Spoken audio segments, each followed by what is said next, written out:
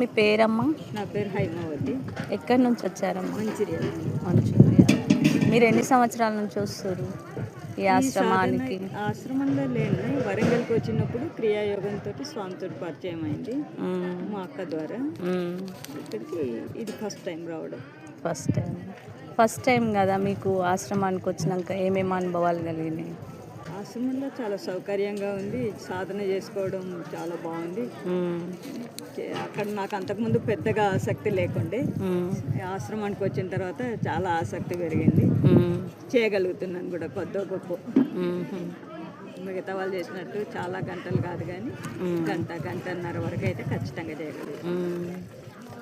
ఆశ్రమంలో సేవలకు మిమ్మల్ని డబ్బులు ఎవరైనా అడిగారా? లేదండి.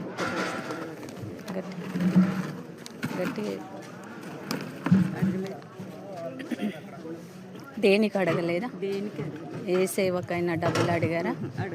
అడగలేదా? భోజన వసతి ఏర్పాట్లు ఎలా ఉన్నాయి? బాగున్నాయి. సాత్విక ఆహారం. మనం ఇంట్లో కొన్ని సందర్భాలలో ఒత్తిడి గురై వెల్లుల్లి ఉల్లి వేయాల్సి వస్తుంది కుటుంబ సభ్యులకు, కానీ ఇక్కడ అలాంటివి లేకుండా సాత్విక ఆహారం తినడం ఆనందంగా. మీరు ఇంకేమైనా సలహాలు ఇవ్వాలనుకుంటున్నారా ఆశ్రమానికి? సలహాలు ఏం లేదు, కానీ క్లాసులు బంద్ చేసిండ్రు అనేది కొంచెం. క్లాసులు అంటే అమ్మా ఇక్కడ వర్క్ జరిగింది, కొత్తగా అంతా వర్క్ జరిగింది, పెయింట్ వర్క్ జరిగింది, అందువల్ల కొంచెము క్లాసెస్ ఇక్కడ పెట్టలేదు. జిల్లాలలో పెట్టారు కదా. మళ్ళీ క్లాసులు పెట్టినప్పుడు మళ్ళీ వచ్చి ఈసారి వారం 10 రోజులు అలా మళ్ళీ ఉంటాం. మేము వచ్చి కూడా వారం అయింది.